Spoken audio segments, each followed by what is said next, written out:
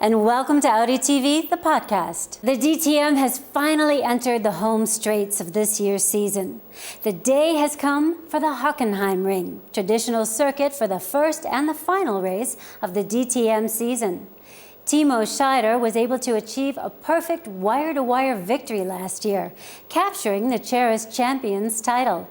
And this year, Audi could actually create the perfect sensation by winning the DTM for the third time in a row. Watch now to find out whether or not they did.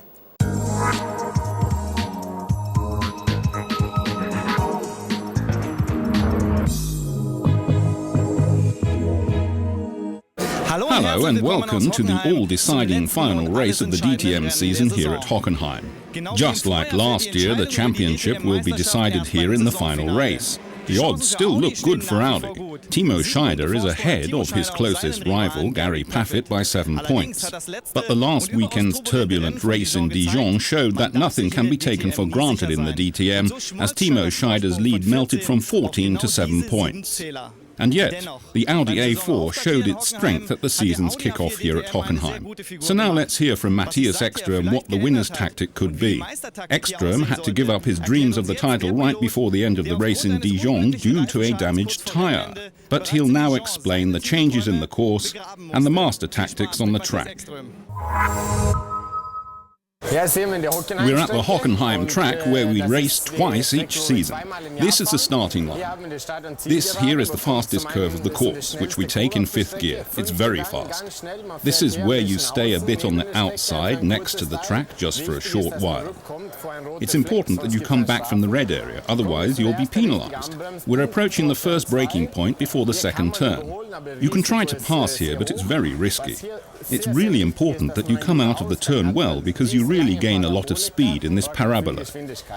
Then we go to a hairpin turn, which is the best place to pass on the entire track. Here you brake a bit later, pressing yourself into the inside. If someone's directly behind you, then you have to drive a bit defensively. Then you drive on the inside here and try to keep the others behind you. First gear, the slowest curve. Then we accelerate up to 5th gear, heading into the Mercedes arena. We downshift to 2nd gear as we pass the Mercedes fans, and then shift up to 3rd as we head out. I think this is the nicest curve of the entire course, as far as the driving experience goes. You really push the car to the limit. This is where we reach the end of Sector 2. Then we hit a really fast right curve in 4th gear, hitting the curb on the way out. This section is completely crowded by fans. Only few are waving Audi flags.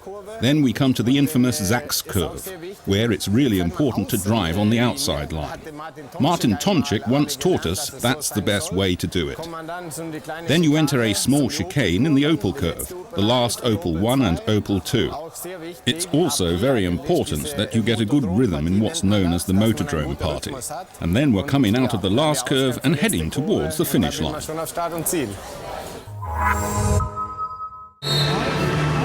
Timo Scheider knows exactly what he has to do to defend his lead in the rankings, but he also needs a good team to make his dream come true. There are 15 people at the pit stop and they only have 3 to 4 seconds. It's a truly masterful performance. And for the season finale, the performance of the pit crew is extremely important. So we took a look at what the boys could do. High tension at Timo Scheider's box, because this time perfection really matters. Every move of the 15-man team has to be perfect. Nothing can go wrong which might prevent Timo Scheider from winning the championship. The pit stop actually starts with the lollipop man, who shows the driver in which pocket and to which team he needs to go, since from the driver's perspective all the teams look the same from the outside. Once the car comes to a halt, the air lance is inserted into the Audi's compressed air system and the car is lifted. We constructed some 4 cylinders on the underbody which automatically extend outward the moment the car is connected to the air lance. That means the compressed air comes from one canister from the gallows and it lifts the car just enough to get 2 fingers under the tyres. At the same time, 8 tyre mechanics begin dismantling the 4 tyres, while 2 others take the tyres away. Der Kollege macht das Rad runter. My colleague takes the tyres off, I replace it with a new one, he fastens it to the car. At the same time, the car is refueled. The tanker only has 3 to 4 seconds to fill the tank with 15 kilograms of petrol. The hard part is making sure you hit the tank opening quickly and precisely. If you don't, there's the possibility of losing 1 to 2 kilograms, which would possibly mean defeat. Even the driver can contribute to the quality of the pit stop. Stopping in the right place in the pit stop is important. It's just something that helps my crew when I hit my mark exactly. After that, I'm really just a guest and watch the action until the 4 confirmation lights light up in the pit board or from the lollipop. When I see those lights, then I know it's time to hit it.